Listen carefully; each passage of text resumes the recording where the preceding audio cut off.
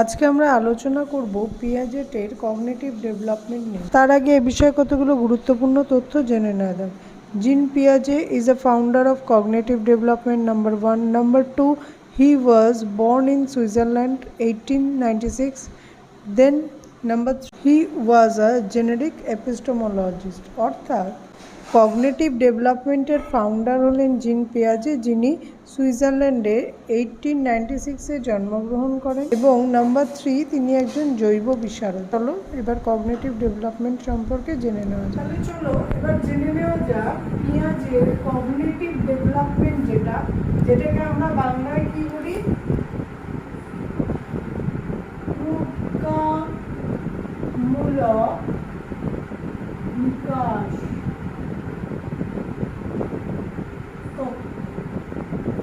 Cognitive ডেভেলপমেন্টের বাংলা হলো প্রজ্ঞামূলক বিকাশ তত্ত্ব। এই যে প্রজ্ঞামূলক বিকাশ তত্ত্ব, এই সম্বন্ধে আমরা এবার জানব। আচ্ছা, প্রথম কথা হলো পিয়াজে যে আমরা আগের যে চার্টটা আমরা শো করলাম, সেখানে দেখলাম যে পিয়াজে আজীবন প্রজ্ঞামূলক বিকাশের উপর গবেষণা করে গেছে। প্রথম কথা হলো তোমাদের মনে আসতে পারে যে এই যে প্রজ্ঞা কথাটার অর্থ কি? প্রজ্ঞা কথাটার অর্থ হলো জ্ঞান। এবার তোমরা বলো যে জ্ঞান আমাদের কিভাবে আসে? জ্ঞান আমাদের বাহ্যিক জ্ঞান হয়, আভ্যন্তরীণ জ্ঞান হয়। বাহ্যিক জ্ঞান বলতে বাইরে থেকে আমরা যে জ্ঞানটা লাভ করছি, সেটা স্কুল কলেজের মাধ্যমে, বইয়ের মাধ্যমে, বিভিন্নভাবে আমরা যে জ্ঞানটা লাভ করছি। আর আভ্যন্তরীণ জ্ঞান কি? আমাদের ভেতরে যে জ্ঞানটা সৃষ্টি হয়। কিভাবে সৃষ্টি হয়? এই যে বাহ্যিক জ্ঞান, যে আমরা ধরো বিদ্যালয়ে গিয়ে বা বিভিন্ন বইপত্র বা নেট ঘেটে, গুগল দেখে যে জ্ঞানগুলো নিচ্ছি, সেগুলো সঞ্চিত করছি আমাদের ভেতরে। তার থেকে যে জ্ঞানটা সৃষ্টি হচ্ছে, সেটাকে আমরা বলছি আভ্যন্তরীণ জ্ঞান। মানে সেই জ্ঞানটা আমরা কনজিউম করে যে জ্ঞানটা আমাদের মধ্যে নিজে থেকে সৃষ্টি হচ্ছে, সেটাকে বলছি আমরা আভ্যন্তরীণ জ্ঞান। তাহলে জ্ঞান কথাটা কি আমাদের কাছে ক্লিয়ার হলো। এইবার কথা হলো পিয়াজে বিভিন্ন বয়সের শিক্ষার্থীদের উপর এই গবেষণা করে প্রজ্ঞামূলক বিকাশের উপর।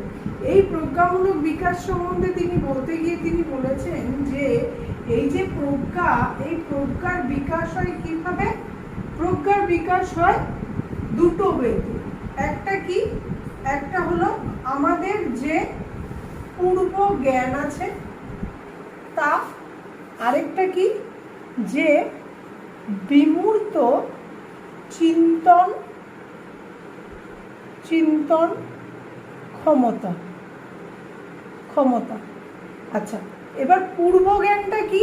পূর্ব জ্ঞান হলো আমরা যে জ্ঞানটা লাভ করি। ধরো তুমি এখন যদি ক্লাস 11-এ পড়ো, যারা তোমরা দেখছো ভিডিওটা, তোমরা ধরো ক্লাস 11-এ পড়ো, তোমরা যখন ক্লাস 10 পর্যন্ত পড়েছো, তার মধ্যে যে জ্ঞানগুলো অর্জন করেছো, সেটা হলো তোমার পূর্ব জ্ঞান। মানে পূর্বে যে জ্ঞানটা অর্জন করেছো। বিমূর্ত চিন্তন ক্ষমতা মানে কি? যেই জিনিসগুলো মূর্ত নয়, যেমন বই, এই যে আমি পেনটা ইউজ করছি, এই পেন, এগুলো আমরা দেখতে পাই, তার মানে এগুলো মূর্ত বিষয়। আর বিমূর্ত মানে কি? যেমন শিক্ষা কিন্তু আমরা দেখাতে পারি না। শিক্ষাটা আমাদের অনুভব করার বিষয়, যেটা আমাদের আচরণের মধ্যে দিয়ে প্রকাশ পায়। তাহলে বিমূর্ত চিন্তন মানে কি বললাম? তাহলে বুঝতে পারলে যে যেই জিনিসটা আমরা দেখতে পাই না, ফিল করতে পারি, এমন কোনো বিষয় সম্পর্কে চিন্তা। যেমন উদাহরণ দিলাম কি? শিক্ষা। তাহলে বুঝতে পারলে পূর্ব জ্ঞান কি, বিমূর্ত চিন্তন কি। এই যে পূর্ব জ্ঞান আমরা লাভ করছি বা পূর্ব যে জ্ঞানটা, সেই জ্ঞানটা থেকে আমরা যখন বিভিন্ন বিষয় বিমূর্ত চিন্তা করতে পারছি, যেমন ধরো আমরা শিক্ষা লাভ করেছি বা ইতিহাস থেকে জেনেছি হরপ্পা মহেঞ্জোদারো সভ্যতা সম্পর্কে, সেই বিষয়ে যে জ্ঞান লাভ করেছি, তার থেকে আমরা নিজেদের মতো করে যে বিষয়গুলোকে ভাবছি বা আরো উন্নত চিন্তা করছি, সেই বিষয়গুলোর উপর, যে হরপ্পা মহেঞ্জোদারো সভ্যতা এরকম হয়েছিল, তাহলে এর পরবর্তী পর্যায়ে কি হতে পারে বা ইন ফিউচার ইতিহাস সেখানে কি হতে পারে, এগুলো হলো বিমূর্ত চিন্তন। এই যে দুটো বিষয়, বিমূর্ত চিন্তন ক্ষমতা, পূর্ব চিন্তন, এই দুটো একত্রিত হয়ে কিন্তু আমাদের প্রজ্ঞার বিকাশ সম্ভব। কিভাবে? যে বিমূর্ত পূর্ব জ্ঞান এবং বিমূর্ত চিন্তন ক্ষমতার মূল্যায়নের মধ্যে দিয়ে, মানে আমরা যে জ্ঞানটা লাভ করেছি সেই জ্ঞানটা এবং আমাদের তার ভিত্তিতে যে চিন্তনগুলো আমাদের মধ্যে এসছে বা আমরা যে অভিজ্ঞতা অর্জন করেছি সেই অভিজ্ঞতাগুলোকে মূল্যায়ন করা, যে সেই অভিজ্ঞতাগুলো কতটা সঠিক বা কতটা বেঠিক, আরো উন্নত করতে গেলে আমাদের যে আরো কিছু করতে হবে বা আরো কিছু দেখতে হবে, আরো বিষয় সম্পর্কে, এই বিষয়টা সম্পর্কে আরো বেশি নলেজ বিভিন্ন গুগল থেকে বলো, বই থেকে বলো বা শিক্ষক শিক্ষিকার কাছ থেকে বলো আমাদের লাভ করতে হবে। এই যে মূল্যায়ন, এই মূল্যায়নের মধ্যে দিয়ে কি হচ্ছে? আমার জ্ঞানের বিকাশ হচ্ছে। কেন জ্ঞানের বা প্রজ্ঞা? প্রজ্ঞা মানে আমরা কি করলাম? জ্ঞান। তাহলে জ্ঞানের বিকাশ হচ্ছে। কিভাবে হচ্ছে? তার ফলে কি হচ্ছে? আমার জানার চাহিদা বাড়ছে। আমার যত জানার চাহিদা বাড়ছে তত কি হচ্ছে? আমরা বিষয়টা সম্পর্কে আরো নলেজ প্রাপ্ত করছি, তার ফলে আমাদের আরো জ্ঞান বৃদ্ধি ঘটছে, যার ফলে কি হচ্ছে? প্রজ্ঞার বিকাশ হচ্ছে। তাহলে এইটুকু আশা করি বোঝা গেল। আরেকটা বিষয় পিয়াজে বলেছেন যে এই যে প্রজ্ঞার বিকাশ, এই প্রজ্ঞার বিকাশের সূচনা হয় কিসের থেকে? সূচনা হয় কিসের থেকে? কিসের থেকে? স্পর্শ, দর্শন, আর আরেকটা বিষয় আছে সেটা হলো সাপ। এই যে 1 নম্বর, 2 নম্বর, 3 নম্বর, এই তিনটে থেকে কিন্তু আমাদের প্রজ্ঞার বিকাশ শুরু হয় শৈশবে। প্রথমে শব্দ, স্পর্শ। স্পর্শ কি? কোনো কিছু টাচ করে আমরা যেটা বুঝি সেটা স্পর্শ। তার মধ্যে দিয়ে আমরা বুঝতে পারি, ধরো কোনো একটা নরম জিনিস, শৈশবে যখন আমরা কোনো একটা নরম জিনিস টাচ করছি তখন সেটাকে টাচ করে আমি ফিল করছি যে সেটা নরম, বা কোনো কিছু শক্ত জিনিস টাচ করে বুঝছি এটা শক্ত। এইটাকে বলছে স্পর্শ জ্ঞান। দর্শন কি? যে আমরা দেখছি, ভালো মানুষ দেখছি, খারাপ মানুষ দেখছি, বা আমরা আশেপাশে যাদেরকে দেখছি শৈশব বয়স থেকে তাদেরকে চিনছি, বা তাদের মধ্যে থেকে কোনো মানুষ আমাদের খুব কাছের মানুষ হয়ে উঠছে, কোনো মানুষ আমাদের কাছে ভালো লাগছে না। এই যে শৈশব সময় থেকে এই যে জ্ঞানটা হচ্ছে এটাকে বলছি আমরা দর্শন জ্ঞান। আর স্বাদ জ্ঞান কি? আমরা যে বিষয়গুলো, কোনো পানীয় খাচ্ছি বা খাদ্য যেগুলো খাচ্ছি আমি, সেই জিনিসগুলোর মধ্যে দিয়ে কোনটা ভালো, কোনটা আমার জিভে ভালো লাগছে, যেটা স্বাদ ভালো লাগছে জিভে সেটা ভালো লাগছে, আর যেটা স্বাদ খারাপ লাগছে সেটা খারাপ লাগছে, পরবর্তীকালে আমরা সেটা খেতে চাই না। এর মধ্যে দিয়ে আমাদের ভালো লাগা মন্দ লাগা জন্মায়। মানে কোন জিনিসটা আমি পরবর্তীকালে, আমরা ছোটবেলায় কিছু খাই যেটার মধ্যে থেকে আমাদের এই জিনিসটা খুব ভালো লাগে। ধরো ছোটবেলায় তোমরা দুধ খাচ্ছ বা কোনো জিনিস যেগুলোই খাচ্ছ, কারণ ছোটবেলা থেকে দুধ খেতে ভালো লাগে, কারণ কি? দুধের স্বাদটা তার ভালো লাগছে, তার ফলে তার দুধ খেতে ভালো লাগছে। কারণ ধরো ছোটবেলা থেকে অন্য যে সময় দুধ খেতে ভালো লাগে না, তার মানে দুধের স্বাদটা তার ভালো লাগে না, তাই দুধ খেতে ভালো লাগে না, তার মানে সেটাকে আমরা বলছি স্বাদ জ্ঞান। এই বিষয়ের মধ্যে দিয়েও আমাদের জ্ঞান বৃদ্ধি হচ্ছে ধীরে ধীরে শৈশব থেকে। কিভাবে? যে স্পর্শ, কোনটা স্পর্শ করলে ভালো লাগছে, কোনটা স্পর্শ করলে খারাপ লাগছে, এই জ্ঞানটা বাড়ছে। দর্শনের মধ্যে দিয়েও তাই, দর্শন করার মধ্যে দিয়ে আমরা বুঝতে পারছি যে এই মানুষটা আমার কাছের মানুষ, বা এই মানুষটা আমার দূরের মানুষ, বা এটা আমার ভালো লাগছে, এটা আমার মন্দ লাগছে, এই জ্ঞান বৃদ্ধি হচ্ছে। স্বাদের মধ্যে দিয়ে আমাদের কি বৃদ্ধি হচ্ছে? যে কোনটা আমাদের ভালো লাগছে খেতে বা কোনটা আমাদের ভালো লাগছে না খেতে, এই জ্ঞান বৃদ্ধি হচ্ছে। এর মধ্যে দিয়ে ধীরে ধীরে যখন আমরা বড় হতে থাকছি তখন এই জ্ঞানগুলোই আমাদের আরো ইনক্রিজ হচ্ছে। তার মধ্যে দিয়ে আমাদের খাওয়ার যে সমস্ত জিনিসগুলো সেগুলো স্বাদ জ্ঞানের মধ্যে দিয়ে কিছু জিনিস আরো অ্যাড হচ্ছে, যে এইগুলো আমার আরো ভালো লাগছে। বা দর্শনের মধ্যে দিয়ে আরো মানুষকে যখন আমরা দেখতে পাচ্ছি তখন আমাদের পরিবেশের, বা আমরা ছোটবেলায় শুধু পরিবারের মধ্যে থাকি, পরবর্তীকালে কি হয়?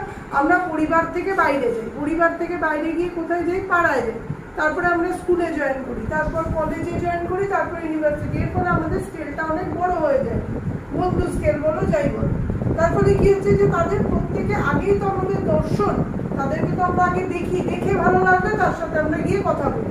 তারপরে কি হচ্ছে? তার কাছে হয়তো অনেক বিষয় সম্পর্কে জ্ঞান আছে বা অনেক বিষয় সম্পর্কে সে জানে, তার সাথে কথা বলার মধ্যে দিয়ে সেগুলো সম্পর্কে আমরাও জানতে পারছি। তার মানে বুঝতে পারছি কিভাবে প্রজ্ঞা বা জ্ঞানের বিকাশ হচ্ছে। স্পর্শর মধ্যে দিয়েও তাই, যে আমরা যে জিনিসগুলো স্পর্শ করছি বা ধীরে ধীরে ছোটবেলায় যেগুলো জিনিসগুলো আমাদের স্পর্শের মাঝে আমরা স্পর্শের মধ্যে এসছে, পরবর্তীকালে যে বিষয়গুলো আমাদের স্পর্শের মধ্যে আসছে তার মধ্যে দিয়ে সেই বিষয়ে আমাদের জ্ঞান বৃদ্ধি হচ্ছে। তার মানে এইটুকু আমরা বুঝতে পারলাম প্রজ্ঞার বিকাশ কিভাবে সম্ভব। এবার নেক্সটে আমরা বুঝবো যে স্কিমা জিনিসটা কি। তাহলে চলো আমরা প্রথমে একটা চার্ট শো করব, তারপর স্কিমা সম্পর্কে জানব। দেখো এই চার্টের মধ্যে দিয়ে আমরা দেখছি যে স্কিমার আন্ডারে কি কি পড়ে। মানে স্কিমা গঠনের ক্ষেত্রে নন ভার্বাল একটা অ্যাক্টিভিটি থাকে, তারপর স্মল টক, জোকস, এই অ্যাক্টিভিটিগুলো থাকে।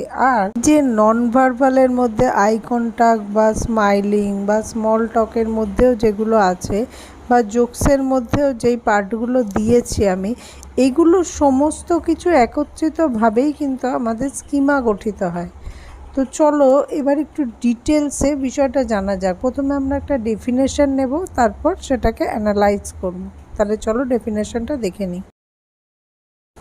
Definition of schema কি আছে? A schema is the word used within psychology to describe a mental framework in which you would file all your knowledge about certain objects, situations, groups of people and even yourself.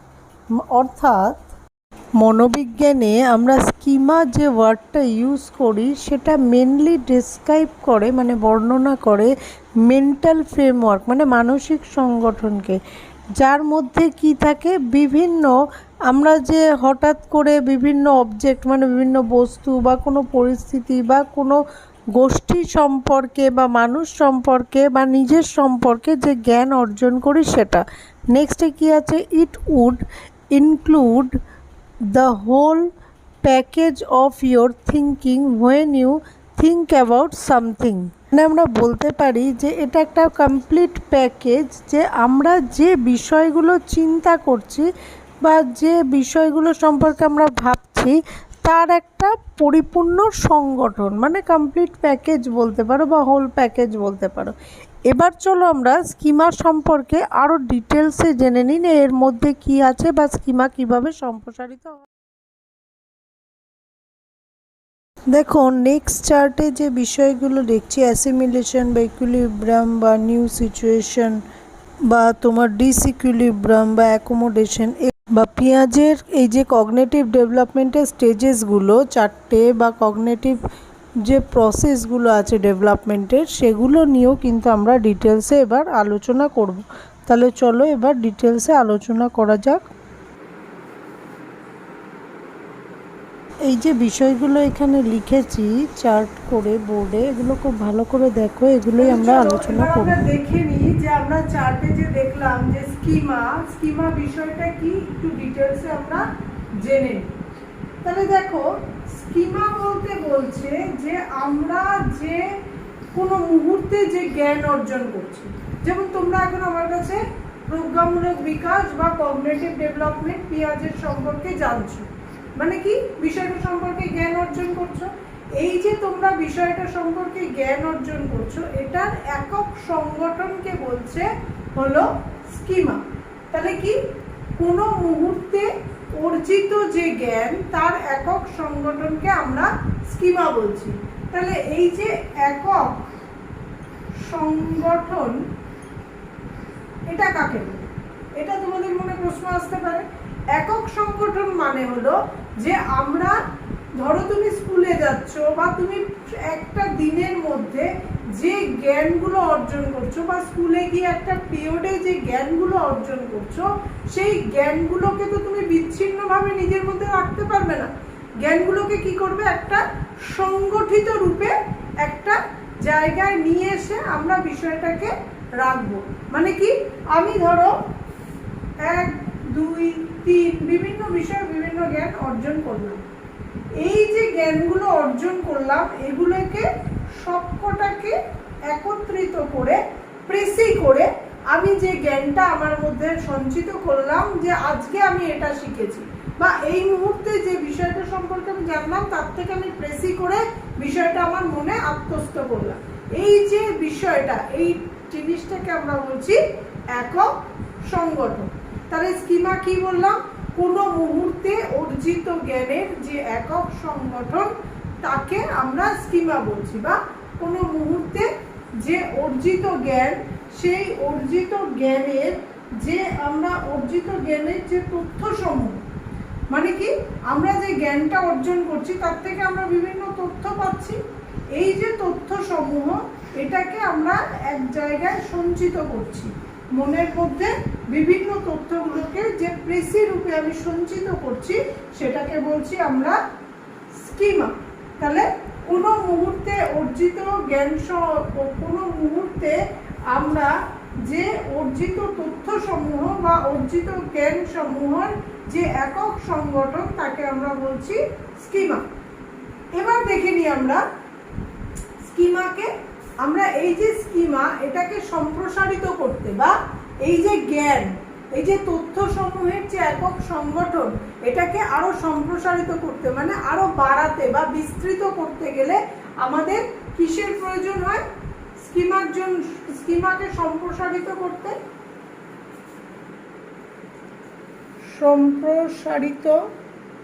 করতে কিসের প্রয়োজন হয়? অভিযোজন আর সংগঠনিকীকরণ। অভিযোজনকে আমরা ইংলিশে কি বলি? Adaptation. সংগঠনিকীকরণকে কি বলি? অর্গানাইজেশন। তাহলে আগে এইটুকু বুঝে নিই আমরা যে অভিযোজন বলতে কি বোঝায়। আমরা আগেও পড়েছি বা জানি বিষয়টা, যারা এডুকেশন নিয়ে পড়ছো। অভিযোজন মানে হলো আমি যে অন্যদের সঙ্গে যে মিথস্ক্রিয়া বা কথাবার্তা বা ভাবের আদান প্রদানের মধ্যে দিয়ে যে জ্ঞান অর্জন করছি, সেই যে প্রক্রিয়াটা, মানে যে প্রক্রিয়ার সাহায্যে আমি অন্য ব্যক্তিদের সঙ্গে ভাবের আদান প্রদান করছি বা জ্ঞান অর্জন করছি, তাদের সঙ্গে কথাবার্তার মধ্যে দিয়ে, সেটাকে আমরা কি বলছি? অভিযোজন। তাহলে আমরা অভিযোজন বিষয়টা আমার কাছে ক্লিয়ার হলো। সংগঠনিকীকরণ বা অর্গানাইজেশন মানে কি? আমরা বিষয়টাকে সংগঠিত করছি। এই বিষয়টা সম্পর্কে আমি আরো ডিটেলসে যাবো একটু পরে। আগে অভিযোজনের বিষয়টা আমরা বুঝে নিই। আচ্ছা, অভিযোজন কি আমরা বললাম। এবার দেখো, অভিযোজন আবার দুটো বিষয়ের উপর নির্ভর করে। কিসের উপর? আত্তীকরণ আর সহযোজন। আত্তীকরণকে ইংলিশে আমরা বলি অ্যাসিমিলেশন, আর সহযোজনকে কি বলি? অ্যাকোমোডেশন। তাহলে প্রথমে আমরা দেখে নিই আত্তীকরণ কাকে বলে। আচ্ছা, আত্তীকরণ মানে হলো যে আমাদের যে স্কিমা, এই যে স্কিমাটাকে সম্প্রসারিত করার জন্য আমরা যে সমস্ত তথ্য, মানে নতুন তথ্য, চিন্তা বা ভাবের যে সংযোজন, তাকে বলছে আত্তীকরণ। মানে আমরা যে সমস্ত নতুন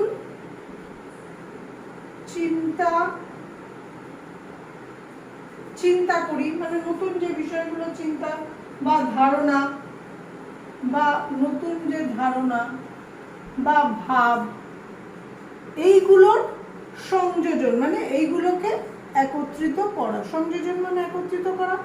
এইগুলোকে একত্রিত করাকে আমরা বলছি, যার ফলে কি হচ্ছে? আমার স্কিমাটা সম্প্রসারিত হচ্ছে বা বিস্তার হচ্ছে। কারণ কি? আমি আগে কিছুটা জ্ঞান অর্জন করেছি, এখন আবার নতুন করে কিছু নতুন চিন্তা, ধারণা বা ভাব আমি আরো অর্জন করলাম। তার ফলে এই সময় আমার যদি জ্ঞান এক হয়, তাহলে এর পরবর্তীকালে আমি আরো দুটো বিষয়, নতুন বিষয় আমি অর্জন করলাম জ্ঞান, তাহলে আবার স্কিমাটা সম্প্রসারিত হতো। তো মানে এই স্কিমাটা আরো বাড়লো। মানে আমরা যে তথ্যসমূহ, যে একক সংগঠন বলছি, এই তথ্যসমূহ আরো আমার কাছে বাড়লো। আমি আগে একটা তথ্য জানতাম, এরপর আমি দুটো তথ্য জানলাম, ভবিষ্যতে আমি আরো 3টে তথ্য জানলাম। মানে কি? এটা আস্তে আস্তে বাড়ছে, মানে স্কিমা সম্প্রসারিত হচ্ছে। বা তথ্য সংগঠনিকীকরণ, যেটা যে তথ্যসমূহ, সেই তথ্যসমূহ বাড়ছে, তার ফলে স্কিমাটা সম্প্রসারিত হচ্ছে বা আমাদের জ্ঞানের বৃদ্ধি হচ্ছে। তাহলে বোঝা গেল আত্তীকরণ কি। আত্তীকরণ কি? তাহলে আমরা ছোট করে একটু বুঝে নিই যে নতুন তথ্য, নতুন চিন্তা, ধারণা বা ভাবের সম্প্রসারণ, যার ভিত্তিতে স্কিমা সম্প্রসারিত হচ্ছে, তাকে আমরা বলছি আত্তীকরণ। মানে যে প্রক্রিয়ার সাহায্যে আমাদের নতুন চিন্তা ধারণা বা ভাবের সম্প্রসারণ হচ্ছে বা সংযোজিত হয়ে স্কিমা সম্প্রসারিত হচ্ছে, তাকে বলছি আত্তীকরণ। আচ্ছা, এবার দেখো একটা উদাহরণ দিই তোমাদের, বিষয়টা আরো ভালোভাবে বুঝতে পারবে তোমরা। যেমন আমরা কিছুক্ষণ আগে কি পড়ছিলাম, প্রজ্ঞা কি, প্রজ্ঞামূলক বিকাশ কি, এই বিষয়গুলো পড়ছিলাম। এখন কি পড়ছি, স্কিমা কি বা অভিযোজন, সংগঠনিকীকরণ, আত্তীকরণ, সহযোজন, এগুলো কি বা এগুলো কিভাবে হয়। তার ফলে কি হচ্ছে, তখন আমরা প্রজ্ঞা বিষয়টা সম্পর্কে জানছি বা প্রজ্ঞার বিকাশ কিভাবে হয়, কিভাবে হয়, যে জ্ঞানের বৃদ্ধি যত হয় তত প্রজ্ঞার বিকাশ হয়, এটা জানলাম। এবার আমরা জানছি স্কিমা সম্পর্কে, মানে কি আমরা কিন্তু আগে শুধু প্রজ্ঞা বিকাশ সম্পর্কে জানলাম, এখন আমরা স্কিমা সম্পর্কে জানছি এবং তার সঙ্গে যুক্ত বিষয় সম্পর্কে জানছি। তার মানে কি, যে আমরা নতুন বিষয় সম্পর্কে জানছি, নতুন চিন্তা, নতুন ধারণা বা নতুন ভাব আমাদের সঙ্গে অ্যাড হচ্ছে, আমাদের বিষয় জ্ঞানের সঙ্গে অ্যাড হচ্ছে নতুন এগুলো। তার ফলে কি হচ্ছে, আমাদের স্কিমা সম্প্রসারিত হচ্ছে, তার ফলে প্রজ্ঞার বিকাশ হচ্ছে। তাহলে উদাহরণটা দিয়ে আমি বুঝিয়ে দিলাম, বিষয়টা আশা করি স্পষ্ট হয়েছে তোমাদের কাছে। এবার চলে আসি সহযোজন বা অ্যাকোমোডেশন।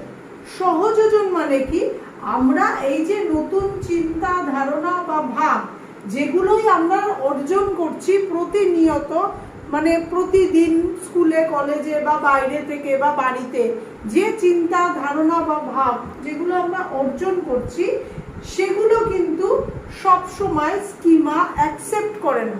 মানে কি, আমাদের যে স্কিমা বা আমাদের যে তথ্য সমূহের যে একক সংগঠন, মানুষের মধ্যে তো বৌদ্ধিক ক্ষমতা বা আইকিউ সমান থাকে না। তার ফলে কি হয়, সেটা সবাই, ধরো ফার্স্ট গার্লের কাছে যেটা অ্যাকসেপ্টেবল যে বিষয়টা বা যেইভাবে টিচার পড়াচ্ছে সেটা যদি অ্যাকসেপ্টেবল হয়, যে 1 থেকে 10-এর মধ্যে থাকে না, মিডিওকার স্টুডেন্ট, তার কাছে কিন্তু সেই পদ্ধতিটা অ্যাকসেপ্টেবল নাও হতে পারে।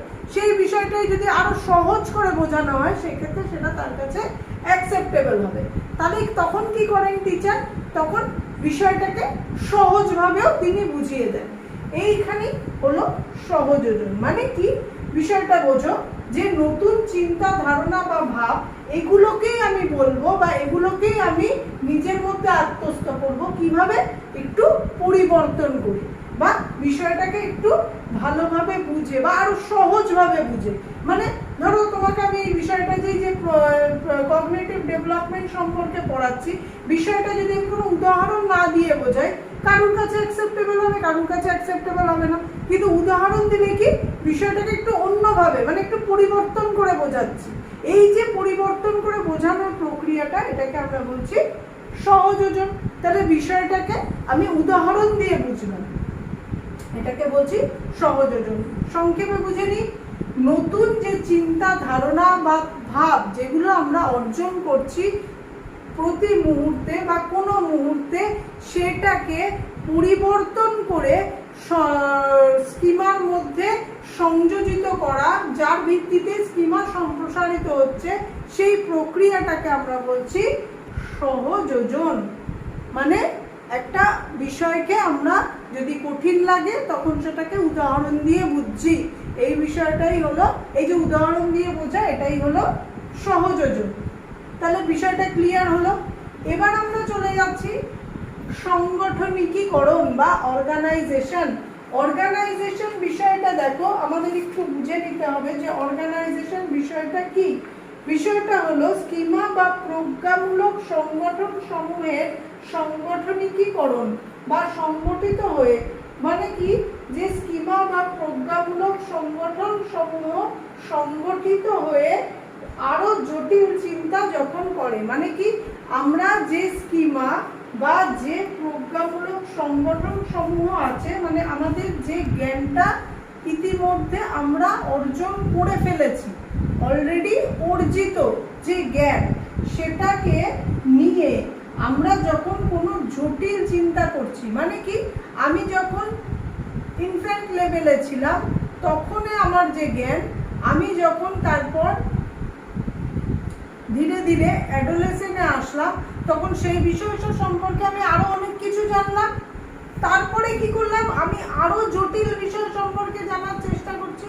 যেমন আমরা প্রথমে মাধ্যমিকে কি পড়ি, সমস্ত বিষয়গুলো সম্পর্কে পড়ি, ইতিহাস, ভূগোল, অঙ্ক, বিজ্ঞান সমস্ত কিছু থাকে।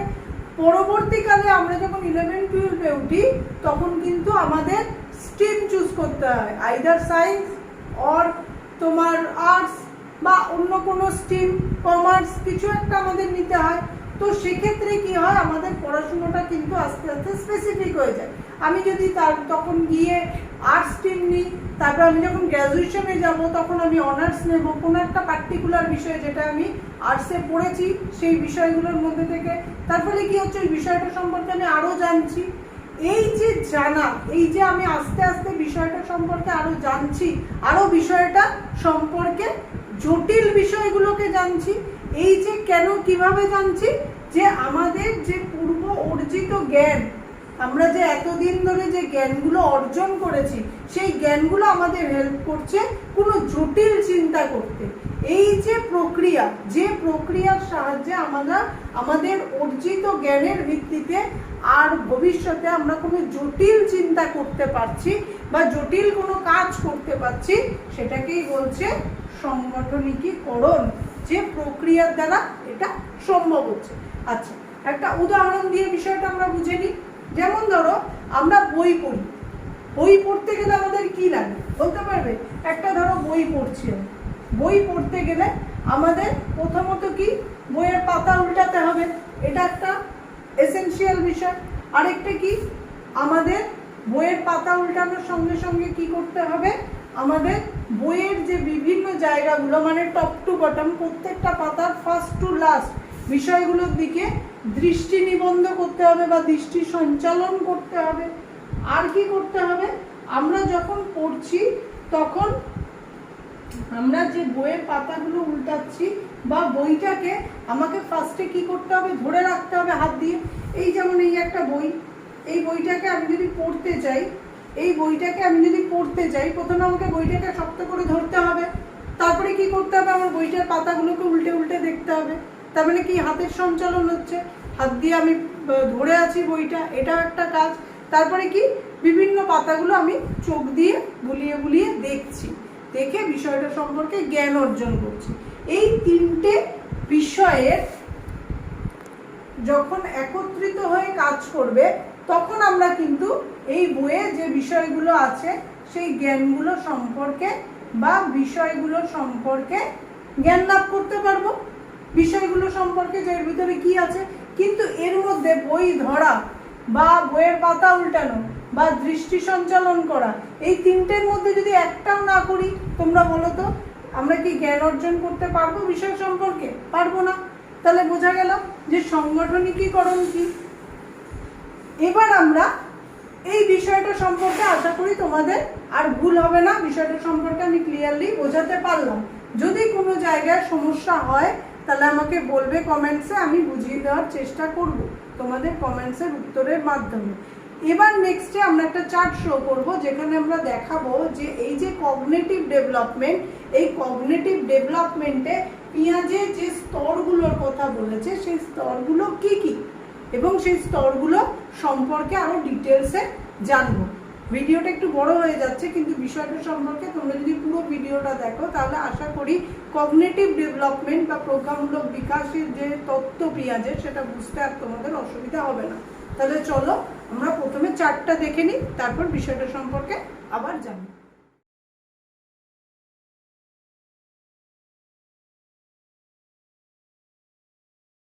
দেখো, পিঁয়াজের কগনিটিভ ডেভেলপমেন্টের 4টে স্টেজ আছে। কি কি? সেন্সারি মোটর স্টেজ, যেটা বার্থ টু 2 ইয়ার্স।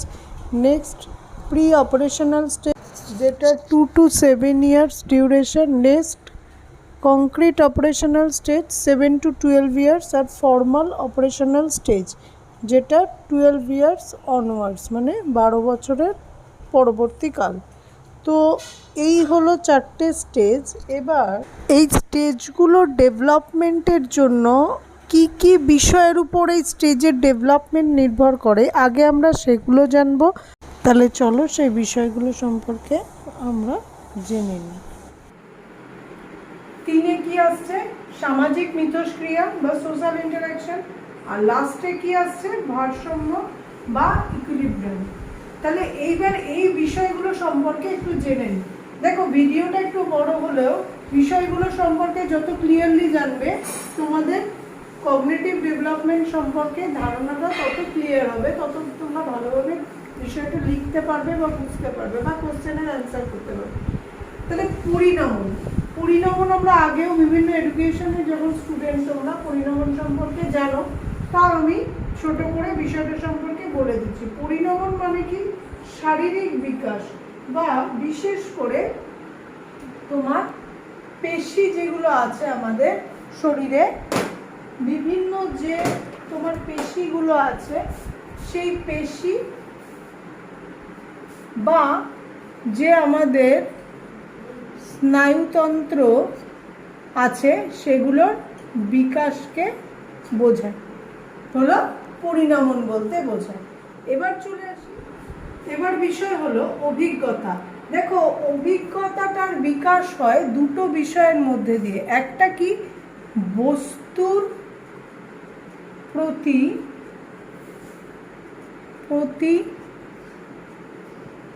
প্রতিক্রিয়ার মাধ্যমে।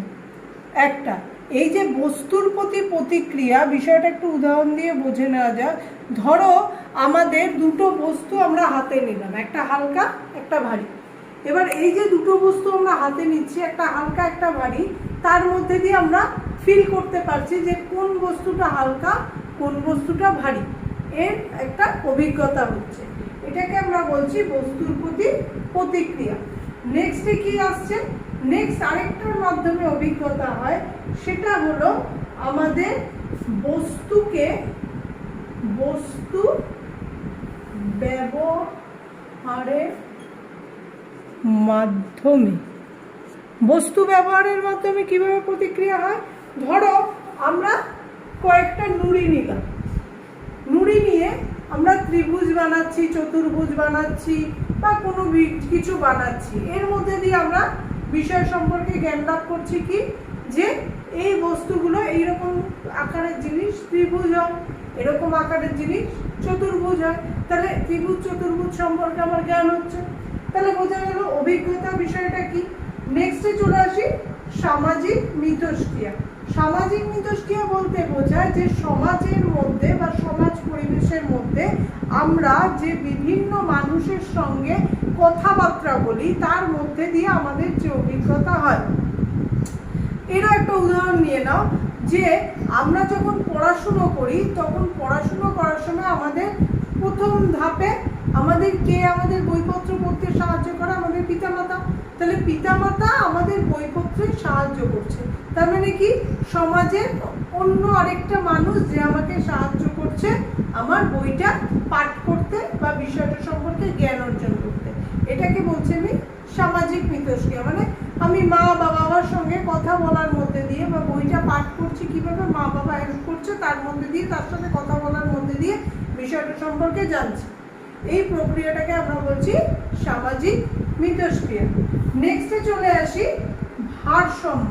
এই যে ভারসাম্যের ক্ষেত্রে আমরা একটু পূর্বের দিকে চলে যাই। পূর্ব পাঠে আমরা পড়েছিলাম, তোমাদের মনে আছে নিশ্চয়ই, আত্তীকরণ, সংযোজন আর নিকীকরণ। এই যে তিনটে বিষয় আত্তীকরণ, সংযোজন আর সংগঠনিকীকরণ, এই তিনটে প্রক্রিয়ার মাধ্যমে কিন্তু আমাদের ভারসাম্য বজায় থাকে। কিভাবে বজায় থাকে একটা উদাহরণের মাধ্যমে বুঝিয়ে দিই। আমরা যখন স্কুলে ধরো বিজ্ঞান পাঠ করছি বা বিজ্ঞানের বিষয় সম্পর্কে পড়ছি, তারপরে কি করছি, আমি যখন বাড়িতে আসছি বিষয়টা সম্পর্কে আরও বই ঘাটছি, আরও বিষয়টা সম্পর্কে ধরো গ্রুপ স্টাডি করছি, তারপরে কি হচ্ছে বিভিন্ন মানুষের সঙ্গে সেটা নিয়ে আমরা বন্ধুদের সঙ্গেও বা প্রাইভেট টিউটরের সঙ্গেও আলোচনা করছি। তারপরে কি করছি, বিষয়টা সম্পর্কে এই আলোচনার মধ্যে দিয়ে আমরা আরও জানছি এবং কি করছি বিষয়টাকে আরও অন্যান্য বই আছে সেই বইগুলো অধ্যয়নের মধ্যে দিয়ে জানছি, জেনে আবার বিষয়টা সম্পর্কে আলোচনা করছি। তারপরে কি করছি বিষয়টাকে বাস্তবে প্রয়োগ করছি বা ব্যবহার করছি। তার ফলে কি হচ্ছে, আমাদের যে জ্ঞানের যে ভারসাম্য, মানে একটা বিষয় সম্পর্কে আমি যদি 5% জেনে থাকি, এখন আমি এই অধ্যয়ন, আলোচনা বা ব্যবহারের মধ্যে দিয়ে বিষয়টা সম্পর্কে আরো 10% জানলাম, তাহলে আমার বিষয়টা সম্পর্কে জ্ঞানের বৃদ্ধি হলো বা জ্ঞানের যে ভারসাম্য সেটা বজায় থাকলো। এইটা হলো ভারসাম্য, মানে বিষয়টাকে প্যারালালি মেনটেন করা। আমরা ভারসাম্য মানে কি জানি, যে কোনো বিষয়ের মধ্যে প্যারালাল মেনটেন করা। তার মানে এই বিষয়টা সম্পর্কে জানার মধ্যে দিয়ে আমি বিষয়টা সম্পর্কে আরো বেশি জানার মধ্যে দিয়ে আমি বিষয়টা সম্পর্কে প্যারালালি মেনটেন করে, প্যারালাল বা জ্ঞানের ভারসাম্য বজায় রেখে আমি বিষয়টা সম্পর্কে আস্তে আস্তে আস্তে আস্তে অনেক বিষয় বেশি জানছি।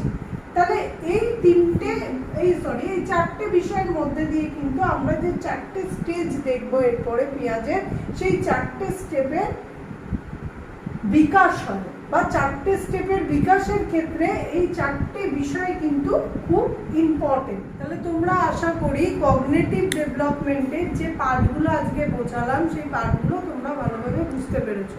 যদি কোনো জায়গায় বুঝতে অসুবিধা হয়, হতেই পারে, বা আমি বোঝাতে কোনো রকম সমস্যা তোমাদের ক্ষেত্রে হতে পারে যে আমি বোঝাতে পারিনি, তাহলে আমাকে বলবে, সেই বিষয়গুলো আমি আবার নেক্সট ভিডিও করে বুঝিয়ে দেবো। আর না হলে যদি কমেন্টসের মাধ্যমে বোঝানো যায় বুঝিয়ে দেবো। নেক্সটে আমি যে ভিডিওটা করব, এই যে পেঁয়াজের কগনিটিভ ডেভেলপমেন্টের যে চারটে স্টেজ আমরা চার্টে শো করলাম, এই চারটে স্টেজ সম্পর্কে আমরা বিস্তারিত জানব। খুব তাড়াতাড়ি এই ভিডিওটা আমি আনতে চলেছি। তাহলে আশা করি আজকের বিষয়টা ভালো লেগেছে। ভিডিওটা যদি তোমাদের ভালো লেগে থাকে তোমরা অবশ্যই লাইক করো, বন্ধুদের শেয়ার করে দিও, আর চ্যানেলটাকে অবশ্যই সাবস্ক্রাইব করে নেওয়ার অনুরোধ করলাম, কারণ নেক্সটে আমি বিভিন্ন টপিকের উপর এরকমভাবে বুঝিয়ে দেব তোমাদের, যাতে তোমাদের বিষয়গুলো বুঝতে সাহায্য হয় বা বিষয়গুলো বুঝতে পারো। তাহলে আজকের ভিডিও এখানেই শেষ করছি।